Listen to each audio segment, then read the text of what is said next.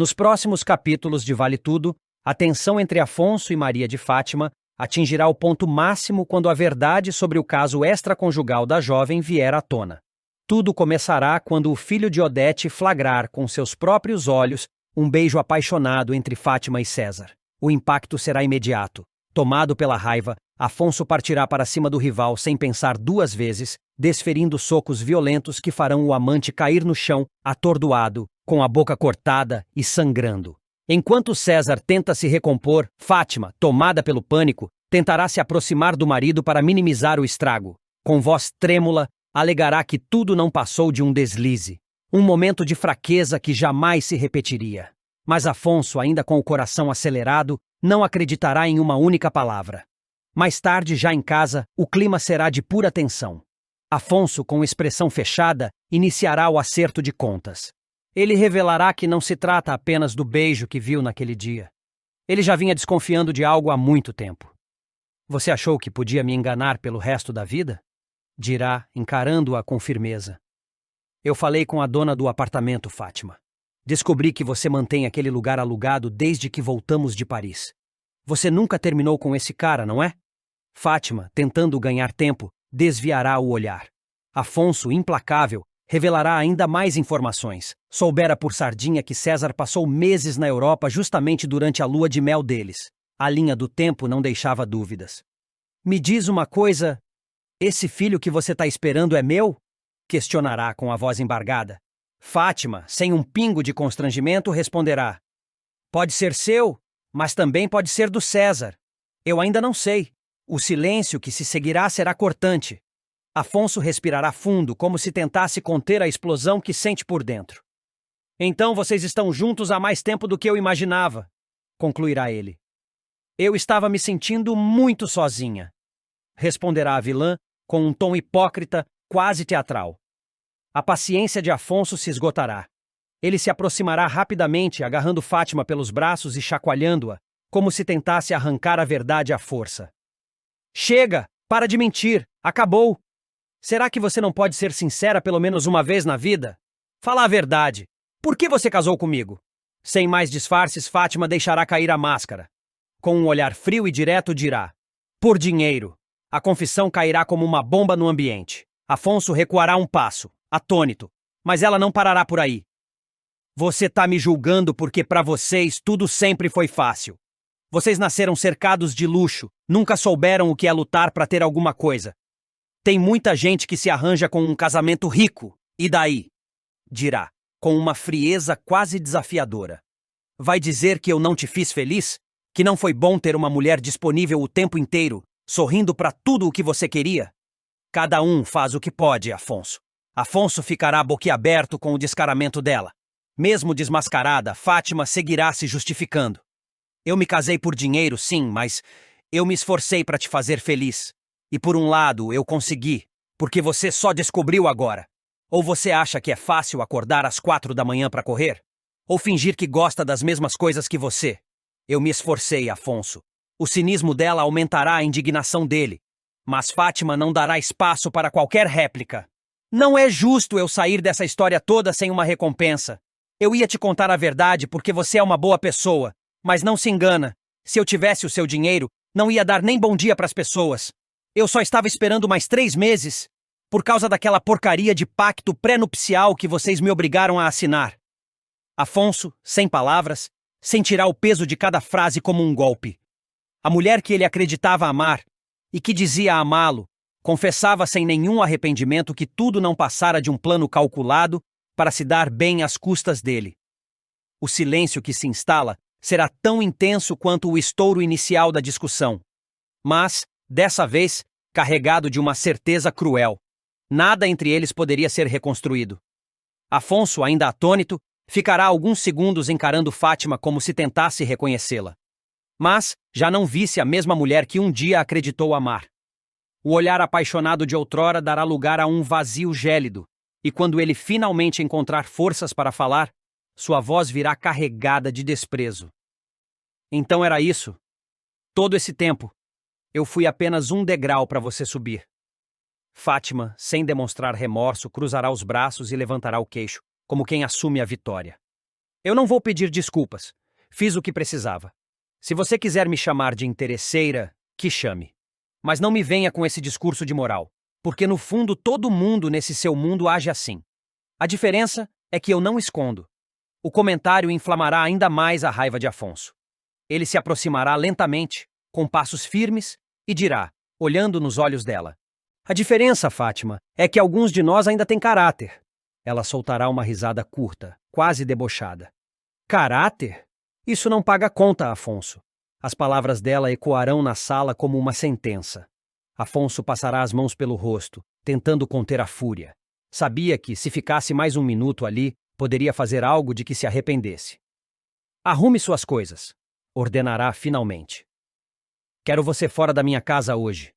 O tom frio e inegociável fará Fátima se virar bruscamente. "Ah, claro! Vai me jogar na rua como um cachorro? Depois de tudo o que eu fiz por você?" dirá, se aproximando para encará-lo de perto. "Não pense que vai ser assim tão fácil. Eu sei muita coisa sobre você e sobre a sua família." Afonso, inabalável, responderá sem hesitar. "Pode falar o que quiser. Prefiro enfrentar qualquer consequência a continuar vivendo ao lado de alguém como você." O clima ficará pesado, e Fátima perceberá que, desta vez, ele não voltaria atrás. Ainda tentando se manter no controle, ela pegará a bolsa com movimentos bruscos e subirá para o quarto, batendo o salto no chão a cada passo, como se fosse um aviso de que não estava derrotada. Enquanto ela arruma as malas, Afonso ficará parado na sala, o olhar perdido no vazio. Flashbacks de momentos felizes, agora manchados pela revelação, passarão por sua mente. O casamento, as viagens, as conversas noturnas, tudo se desintegrava diante da verdade nua e crua. Pouco tempo depois, Fátima descerá com 2 malas. Sem olhar para trás, passará pela porta e desaparecerá na noite. O som da porta se fechando soará para Afonso como o ponto final de um capítulo doloroso da sua vida. Sozinho, ele deixará o corpo cair no sofá. O silêncio da casa será ensurdecedor. Pela primeira vez, ele sentirá que não perdeu apenas uma esposa, mas também uma parte de si mesmo, a parte que acreditava no amor verdadeiro. Afonso, sempre conhecido por sua postura serena e pelo cuidado quase exemplar com a saúde, receberá um golpe que mudará sua perspectiva sobre a vida. Em uma consulta de rotina, descobrirá que está com câncer. A notícia cairá como uma bomba no núcleo da família Reutemann, provocando choque e incredulidade. Mesmo abalado, o empresário não se permitirá mergulhar no desespero. Após o impacto inicial, começará imediatamente os preparativos para o tratamento, organizando consultas e se informando sobre as etapas da quimioterapia. Porém, antes mesmo de iniciar a batalha contra a doença, decidirá resolver outro assunto que para ele é igualmente urgente: o destino de seu patrimônio. Poucos dias antes de se internar, Afonso irá até a casa de Celina, sua tia querida, para conversar sobre algo que exigiria coragem. Encontrará a Dondoca no jardim, cuidando das flores, e, com um tom grave, pedirá que se sentem para falar de um assunto sério. Celina, percebendo a expressão do sobrinho, logo ficará apreensiva. "É sobre o meu testamento, tia", dirá Afonso, direto, mas com suavidade. A reação de Celina será imediata. Ela tentará mudar de assunto, dizendo que não queria nem ouvir aquela palavra, que ele ainda tinha muito para viver e que esse tipo de conversa só traz mal agouro. Mas Afonso, determinado, explicará que quer evitar qualquer disputa caso algo lhe aconteça. "Eu preciso ter certeza de que tudo ficará como eu desejo. E o que eu quero, tia, é que todos os meus bens fiquem com a Solange e com os filhos que a gente ainda vai ter", revelará, a voz embargada, mas carregada de firmeza. A confissão emocionará Celina. Ela sabia do amor que o sobrinho nutria por Solange, mas ouvir que ele planejava deixar todo o seu patrimônio para ela era algo que confirmava a profundidade desse sentimento. Com um suspiro resignado, acabará aceitando ajudá-lo como testemunha do documento, mesmo que o simples ato de assinar parecesse, para ela, um reconhecimento de uma possibilidade que preferia não considerar. Agora, antes de continuar, me responda qual seu personagem favorito da novela até agora e não se esqueça de se inscrever no nosso canal, assim você acompanha sua novela favorita todos os dias. Quando o assunto parecia encerrado, Afonso surpreenderá novamente. Olhando para a tia com um sorriso suave, dirá: "Também quero deixar uma parte para você. Celina, espantada, reagirá no mesmo instante. De jeito nenhum, Afonso. Primeiro, porque você vai se curar. E segundo, porque se você me deixar dinheiro, eu acabo gastando tudo. Você sabe como eu sou. Afonso rirá levemente, mas insistirá que não se trata de bens materiais apenas, e sim de gratidão. Você sempre esteve por perto, tia.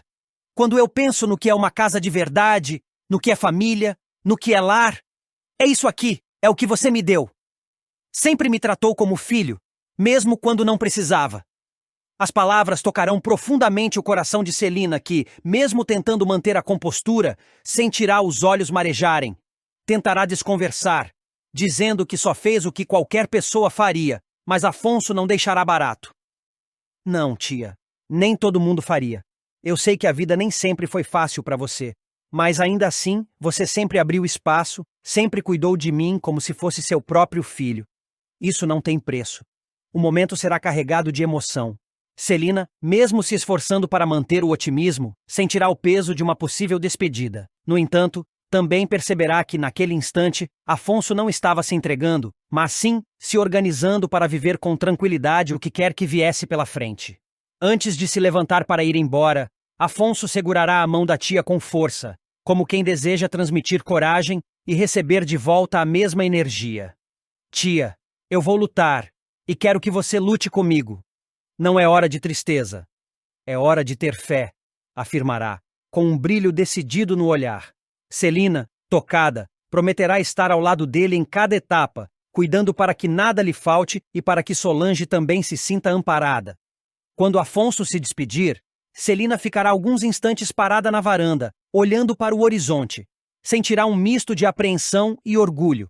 Apreensão por saber que o sobrinho enfrentaria uma batalha difícil. Orgulho por perceber que ele encarava a vida com coragem, generosidade e um amor genuíno por quem fazia parte de seu coração. No fundo, ela saberia que aquele momento não se tratava apenas de herança ou de bens, mas de um legado afetivo, algo que o dinheiro jamais poderia comprar. Nos dias que se seguiram, Afonso mergulhou de cabeça nos preparativos para o tratamento. Entre consultas, exames e conversas com especialistas, ele também encontrava tempo para estar com Solange. A companheira, ao receber a notícia, reagiu com um misto de choque e força inesperada. Nós vamos passar por isso juntos, disse ela, segurando-lhe o rosto com as mãos. Eu não vou deixar você se sentir sozinho nem por um minuto. Afonso sabia que a estrada seria árdua, mas o apoio de Solange e de Celina lhe dava a sensação de não estar enfrentando a tempestade sozinho. Mesmo assim, havia um peso silencioso sobre ele, a reação que outros membros da família teriam ao saber sobre o testamento. Não tardou para que o assunto vazasse. Durante um almoço familiar, Odete, sempre afiada, lançou um comentário carregado de veneno. Fiquei sabendo que o nosso Afonso anda distribuindo sua fortuna como se fosse prêmio de loteria. Celina imediatamente interveio tentando evitar um confronto, mas Afonso não se intimidou. Não é distribuição, Odete, é planejamento, e minha decisão está tomada. O clima ficou pesado. Odete, com um sorriso frio, continuou. E por acaso eu estava incluída nessa sua generosidade seletiva? Não, respondeu Afonso, olhando diretamente nos olhos dela. Porque herança para mim é sobre quem construiu comigo, não sobre quem apenas aparece para colher. O silêncio que se seguiu foi ensurdecedor. Celina, que já conhecia as farpas de Odete, sentiu orgulho do sobrinho por não se curvar. Naquela noite, Afonso e Solange conversaram longamente sobre o futuro. Ela, embora emocionada, tentou manter o tom prático. Eu não quero que você gaste energia se preocupando com papéis e bens. Quero que concentre tudo na sua saúde. Eu sei, Sol. Mas cuidar disso me dá paz. Saber que aconteça o que acontecer, vocês estarão protegidos. Me deixa mais forte para lutar. Afonso não falava de forma fatalista. Pelo contrário, seu tom carregava determinação. Ele via o testamento não como um ponto final, mas como uma garantia de que poderia seguir em frente sem medos pendentes. Os dias que antecederam o início da quimioterapia foram de idas e vindas ao hospital, de mensagens de apoio de amigos e de momentos silenciosos, nos quais Afonso refletia sobre a vida. Lembrava-se da infância, das dificuldades, das vezes em que Celina, com um simples gesto, fazia com que ele se sentisse seguro. Numa tarde, antes de uma nova bateria de exames, ele voltou à casa da tia. encontrou-a preparando um chá, e se sentaram na sala, como tantas outras vezes. Sabe, tia, começou ele com um leve sorriso. Acho que agora entendo melhor o que você sempre quis me ensinar. Que família é quem está com você quando ninguém mais está. Celina sorriu, emocionada. Eu não ensinei nada a Afonso. Só vivi. O tratamento começou. Os primeiros dias foram difíceis. O corpo reagindo aos medicamentos, a fadiga constante, a sensação de vulnerabilidade.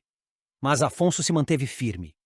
Solange estava ao seu lado em cada sessão, e Celina, sempre que podia, levava algum mimo, uma sopa, um livro, uma história para distrair. Entre as sessões, Afonso continuava tocando seus negócios à distância, delegando responsabilidades, mas sem perder o controle. Alguns colegas tentaram convencê-lo a vender empresas e aproveitar a vida, mas ele não via sentido em abandonar algo que amava. Trabalhar me dá propósito, disse a Solange certa vez. E propósito também cura. O testamento, finalmente concluído, ficou guardado em um cofre no escritório de seu advogado. Afonso não comentou mais sobre o assunto, evitando alimentar tensões familiares. Mas Celina sabia. Aquele documento era mais do que um arranjo jurídico. Era uma declaração de amor e confiança. Um mês após o início do tratamento, a família se reuniu novamente, desta vez para o aniversário de Heleninha. O clima estava mais leve, e até Odete manteve as provocações sob controle. Durante o brinde, Celina ergueu sua taça e, olhando para o sobrinho, disse: Ao Afonso, que nos ensina que a verdadeira herança que deixamos são as marcas de afeto que espalhamos. Afonso, visivelmente tocado, sorriu e respondeu: E que essa seja a única herança que todos nós disputemos.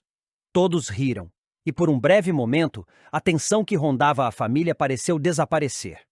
Mas Afonso sabia que a batalha continuava, tanto contra a doença quanto contra as armadilhas emocionais que surgiam pelo caminho. Ao chegar em casa, naquela noite, sentou-se na varanda com Solange. O vento estava leve, e as luzes da cidade piscavam ao longe. Sabe, Sol, eu não tenho medo da morte. Tenho medo de não viver o suficiente para ver tudo o que ainda podemos construir. Ela segurou sua mão e respondeu com firmeza. Então vamos viver cada dia como se fosse um tijolo dessa construção. E quando você se curar, vamos olhar para trás e ver que valeu a pena. Afonso fechou os olhos por um instante, respirou fundo e sorriu. Não importava o que viria pela frente. Ele tinha amor, tinha apoio e, acima de tudo, tinha a certeza de que estava deixando um legado que não cabia em cofres ou escrituras.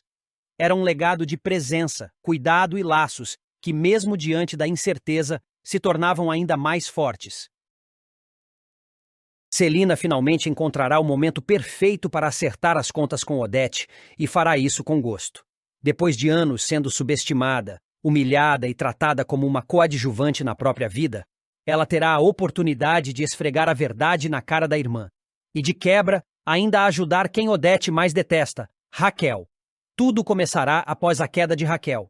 Depois que Odete comprar a parte da irmã na sociedade da Paladar e, sem o menor pudor, liquidar a empresa, a vida de Raquel desmoronará. De empresária respeitada, ela passará a enfrentar dificuldades financeiras severas. A injustiça mexerá profundamente com Celina. Embora já não fosse sócia de Raquel, ela não suportará vê-la nessa situação, principalmente sabendo que tudo foi causado em grande parte pelas manobras frias e calculistas de Odete. Movida por um misto de compaixão e rebeldia, Celina tomará uma decisão ousada. Comprará, com seu próprio dinheiro, a casa que havia sido a sede da Paladar, a mesma que Odete havia arrancado dela, e dará de presente para Raquel. O gesto será não apenas uma ajuda para a ex-sócia, mas também um ato de afronta direta à irmã. O clima entre as duas explodirá quando Odete, curiosa e incomodada com a ausência da irmã em um momento importante para ela, questionar onde Celina havia se metido. Com um olhar frio e uma pontada de satisfação, Celina responderá sem rodeios. Não é da sua conta, Odete, mas eu vou falar por puro prazer. Eu estava na casa da Raquel. A resposta deixará Odete imediatamente em alerta. Com o sarcasmo habitual, ela reagirá. Realmente você e a Heleninha têm uma atração pelo abismo. O que é que você foi fazer na casa dessa mulherzinha, Celina? Celina, sem se abalar, deixará o veneno escorrer pelas palavras. Eu fui devolver a dignidade que você tentou arrancar dela. Comprei a casa que era da minha empresa, a mesma que você me obrigou a vender, e dei de volta para a Raquel. Eu não te devo explicação alguma sobre isso, e muito menos me interessa a sua opinião. Mas preferi contar logo, para depois você não me acusar de agir pelas sombras. Odete rirá com aquele tom que mistura deboche e desprezo. Nossa, Celina, parabéns, tô quase batendo palmas para você. Seu esforço em ficar mais pobre a cada dia está batendo recorde. Celina não deixará barato. Com um sorriso que demonstra que a vitória, mesmo pequena, foi saborosa, ela retrucará. Você sempre com uma palavra gentil, não é, Odete? Mas não se preocupe. Não fiz isso para impressionar você. Só te peço que não conte nada para a Heleninha. Odete, percebendo que não conseguirá reverter a situação naquele instante, se limitará a lançar um olhar de desprezo antes de virar as costas. Mas por dentro, a vilã estará furiosa. A ideia de Celina ter usado seu próprio dinheiro para beneficiar Raquel será para ela quase uma traição pessoal. Para Celina, no entanto, a sensação será de alívio.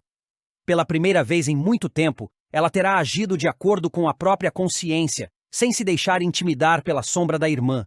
E, acima de tudo, terá ajudado alguém que realmente merecia. A notícia, é claro, não ficará restrita às paredes da casa de Odete. Raquel, emocionada e ainda surpresa com o gesto, agradecerá repetidas vezes, deixando claro que aquele presente não era apenas um imóvel, mas uma chance real de recomeçar. Celina, eu não sei como te agradecer. Isso é mais do que eu poderia imaginar, dirá Raquel com a voz embargada. Não precisa agradecer, Raquel. Isso é mais por mim do que por você. Cansei de viver na sombra da Odete, cansei de ver gente boa sendo esmagada por causa de dinheiro e poder. Enquanto isso, Odete começará a maquinar como reverter o jogo. A vilã não suporta perder o controle, muito menos ser desafiada de forma tão explícita. Mas por mais que tente, a transação já estará feita, e a casa, agora, pertencerá oficialmente a Raquel. Esse será apenas mais um capítulo na guerra silenciosa e, às vezes, escancarada entre as duas irmãs. Mas, desta vez, Celina terá provado que, quando quer, sabe jogar com as mesmas armas que a irmã, e ainda sair por cima. Nos dias seguintes, o clima entre Celina e Odete ficará ainda mais pesado. Dentro da mansão, o silêncio carregado de tensão será interrompido apenas por alfinetadas sutis, e às vezes, nem tão sutis assim. Odete, embora tentasse manter a pose, não conseguirá esconder a irritação por ver a irmã agir de forma independente e, pior ainda, usar o próprio dinheiro para desafiar sua autoridade moral e familiar. Durante um café da manhã tenso, Odete decidirá provocar. Como está a sua investidura filantrópica, Celina? Espero que a sua nova amiga esteja cuidando bem da casa que você praticamente jogou no colo dela. Celina erguerá os olhos, tranquila, mas com uma firmeza que deixará claro que não recuaria. Raquel está muito bem. E sim, está cuidando da casa. Talvez melhor do que você cuidaria de qualquer coisa que não pudesse transformar em lucro imediato. A frase cairá como uma pedrada na mesa. Heleninha, que estará presente, perceberá que havia algo não dito e lançará um olhar curioso para a mãe e a tia. Mas Celina, fiel ao que prometeu, evitará tocar no assunto com a sobrinha. Enquanto isso, Raquel viverá um misto de alívio e medo. A casa representará para ela uma chance de recomeçar, mas também um risco, já que Odete não era o tipo de pessoa que deixava algo escapar sem tentar recuperar. Mesmo assim, ela se sentirá fortalecida pela atitude de Celina e, pouco a pouco, começará a pensar em novos planos para se reerguer financeiramente. Em uma tarde chuvosa, Raquel convidará Celina para um chá. Queria mais uma vez agradecer, mas também avisar que estava preparada para enfrentar Odete, caso fosse necessário. Eu sei que ela não vai deixar isso barato, Celina. Odete é orgulhosa demais. Mas eu também já cansei de fugir. Se ela quiser me atacar, que venha. Celina sorrirá com uma ponta de orgulho. É isso que eu queria ouvir. Odete vive do medo que as pessoas têm dela. Quando você para de ter medo, ela perde metade da força. A cumplicidade entre as duas começará a incomodar ainda mais Odete. Para ela, ver Raquel e Celina unidas era como assistir a um golpe direto na sua própria imagem. Então, discretamente, começará a sondar formas de desestabilizar essa aliança. Numa noite, Odete procurará Heleninha no quarto.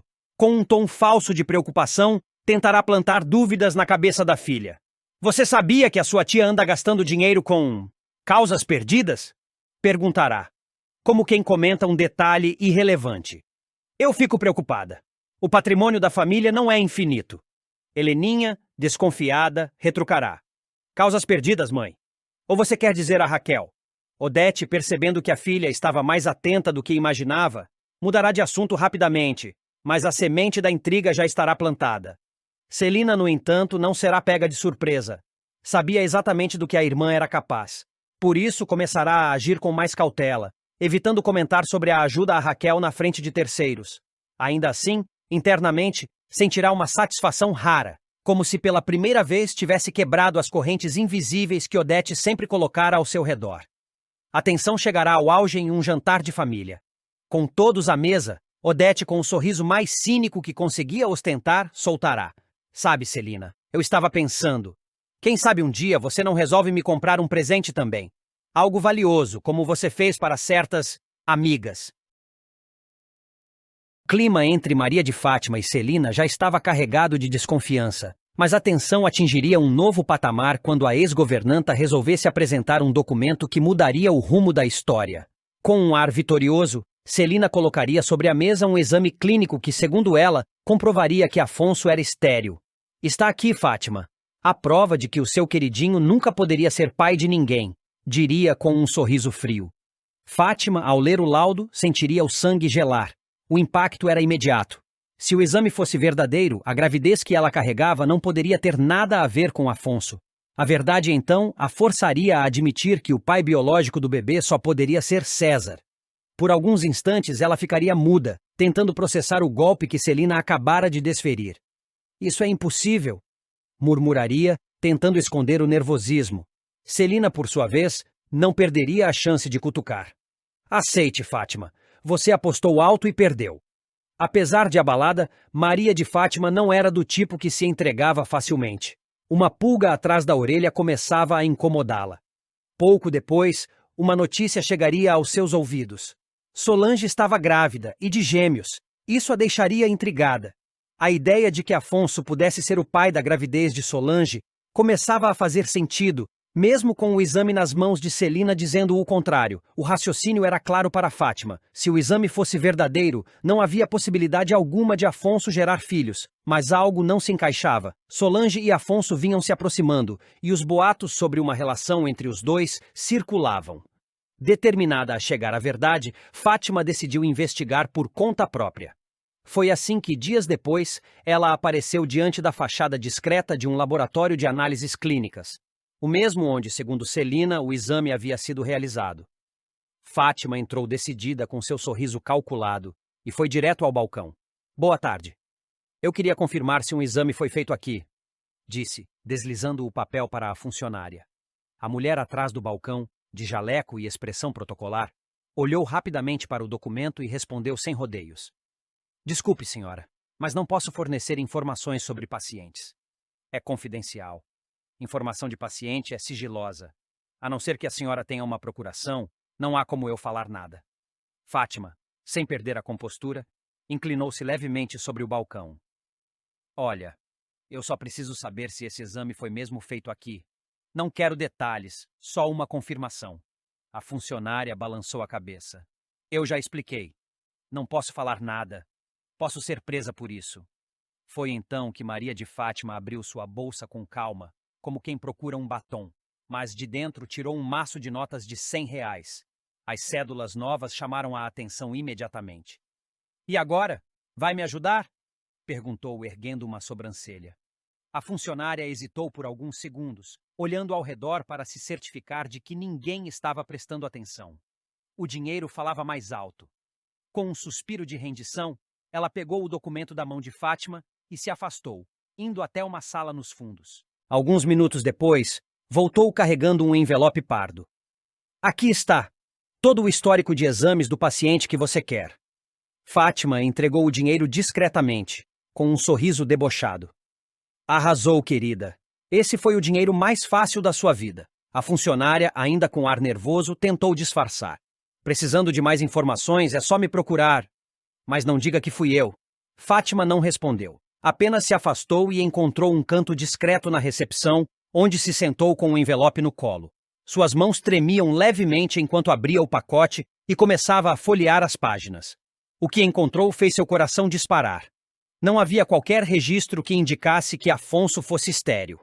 Pelo contrário, todos os exames demonstravam que ele era perfeitamente capaz de ter filhos. "Eu sabia", murmurou, apertando o papel entre os dedos. O olhar se endureceu, e ela praticamente cuspiu as palavras seguintes. "Celina, sua vaca." O jogo mudava completamente.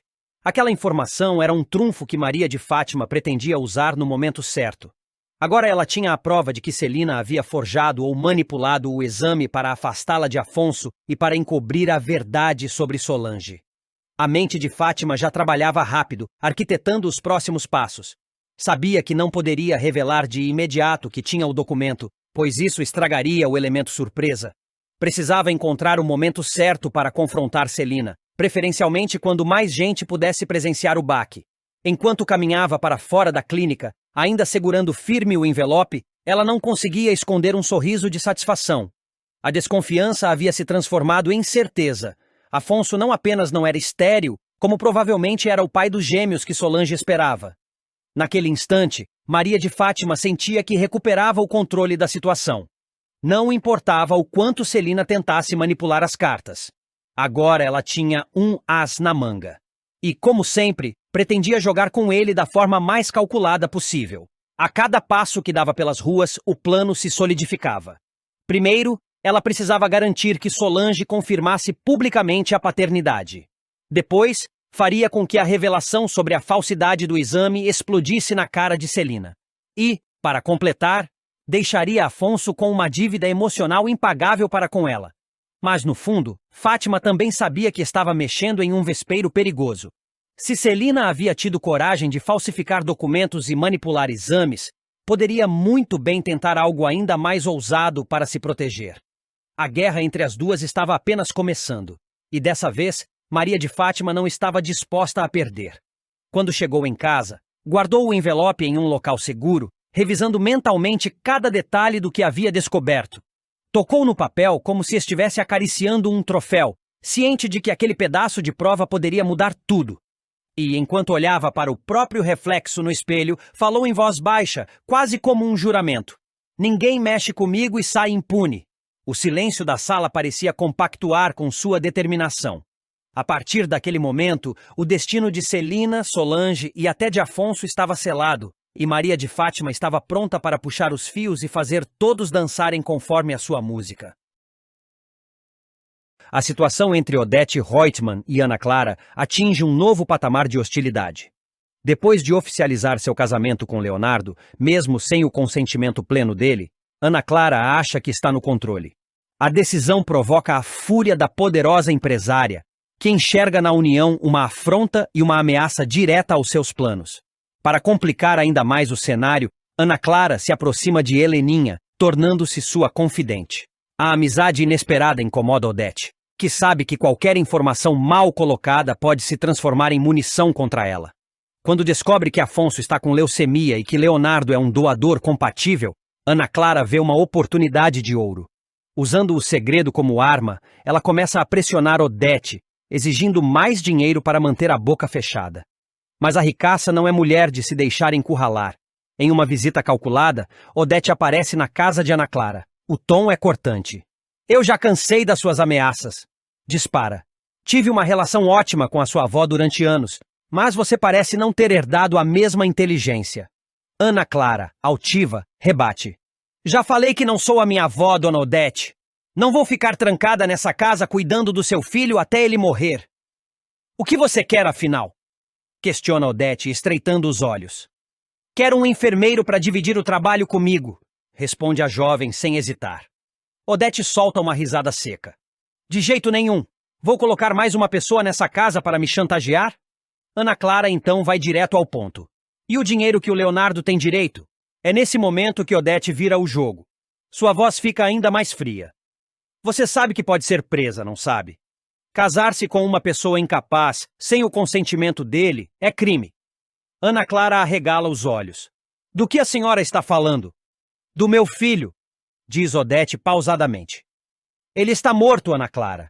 Morto para a vida como era antes. E outra coisa. Você e sua avó foram minhas cúmplices durante anos. Ou acha que o que vocês faziam não era crime? Ter se casado com ele nesse estado. Você acha que isso vai passar impune? O silêncio paira na sala. Pela primeira vez, Ana Clara parece hesitar. Surpresa? Ironiza Odete vendo a expressão da jovem mudar. Descobriu que você não é uma santa? Ana Clara tenta recuperar a postura, mas a ameaça é clara. Odete se aproxima quase em tom de confidência e conclui.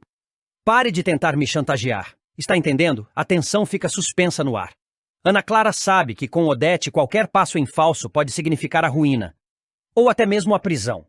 Ana Clara permanece imóvel por alguns segundos, digerindo as palavras cortantes de Odete. Agora, antes de continuar, me responda qual seu personagem favorito da novela até agora. E não se esqueça de se inscrever no nosso canal. Assim você acompanha sua novela favorita todos os dias. A ameaça de prisão ecoa na sua mente, misturando medo e indignação. Ela tenta não demonstrar fraqueza, mas o olhar afiado da Dondoca parece atravessá-la. A senhora está blefando, murmura forçando um sorriso. Ninguém vai me prender por cuidar do próprio marido. Odete ergue uma sobrancelha como quem tem certeza de que venceu. Marido? Você chama isso de casamento? Rebate. Um documento assinado sem plena consciência não tem validade. E se eu decidir, posso fazer você responder judicialmente. Ana Clara se levanta, caminha até a janela e respira fundo. A raiva começa a falar mais alto que o medo. Eu não tenho culpa se o seu filho está nesse estado, e não pense que vou abrir mão do que é meu por causa de ameaças baratas. Odete se aproxima lentamente, como uma predadora prestes a atacar. Não é seu, Ana Clara. Nunca foi. Você entrou nesse jogo achando que poderia vencer, mas esqueceu que eu escrevi as regras. O silêncio é tenso. Ana Clara aperta os punhos, mas não recua. Pois saiba, dona Odete, que eu também tenho cartas na manga. E se eu cair, você cai junto. Duvido. Responde a Dondoca com um sorriso de desdém. Eu sempre caio de pé. A provocação acende um brilho perigoso nos olhos de Ana Clara. Sabe, eu estive pensando... Ela diz, lentamente. Heleninha adora conversar. E ela sabe de muita coisa. Odete a interrompe bruscamente. Não se atreva. Eu me atrevo, rebate Ana firme. Você não é a única que sabe manipular as pessoas. A tensão entre as duas é quase palpável. Odete percebe que Ana Clara está disposta a ir até o fim e decide mudar de tática. Respira fundo, volta para o sofá e fala com um tom mais calculado. Muito bem. Digamos que eu aceite colocar um enfermeiro para ajudá-la, mas ele vai trabalhar para mim, não para você. Ana Clara sorri de canto, satisfeita por arrancar uma pequena concessão. Já é um começo. Não se empolgue, corta Odete. Isso não significa que você tenha qualquer poder aqui. Significa apenas que eu decidi que é conveniente. Por enquanto. O clima alivia por alguns segundos, mas ambas sabem que a trégua é frágil. Ana Clara ainda carrega no bolso a ameaça sobre a compatibilidade de Leonardo com Afonso, e Odete guarda na manga a acusação criminal. Antes de sair, a Dondoca encara a jovem com frieza. Lembre-se, Ana Clara, no meu tabuleiro, peões como você são descartáveis. A porta se fecha com força. Ana Clara fica sozinha na sala, o coração acelerado. Ela sabe que a guerra com Odete está longe de acabar, e que no próximo embate qualquer erro pode custar caro. O público verá Walter Figueira se enrolar de vez ao tentar prejudicar Raquel Axioli. Em uma tentativa desesperada de cumprir mais uma das ordens ardilosas de Odete Roitman, o vilão colocará em prática um plano perigoso: sabotar a maionese da Paladar, restaurante fundado por Raquel. No entanto, o que parecia ser uma ação minuciosa e bem executada acaba saindo do controle por um simples, mas decisivo, erro. Walter se esquecerá da própria mochila no local do crime. Tudo começa quando Odete, obcecada em arruinar a reputação de Raquel e eliminar qualquer ameaça ao seu império, manda Walter se infiltrar na Paladar. O objetivo é destruir a credibilidade do restaurante e atingir diretamente a imagem da empresária. Para isso, o plano é claro: envenenar a maionese, um dos produtos de maior saída da casa. Walter consegue se empregar no restaurante, o que lhe dá livre acesso à cozinha e às instalações. Com a ajuda de Mário Sérgio, ele se prepara para agir durante a madrugada quando o restaurante está fechado. Escolhem o momento certo, calculam tudo com cuidado. Mas não contavam com a chegada inesperada de Poliana na empresa. A presença da funcionária obriga Walter a apressar a ação. O que deveria ser um crime silencioso e bem executado vira uma operação às pressas. E aí, tudo começa a dar errado. Na correria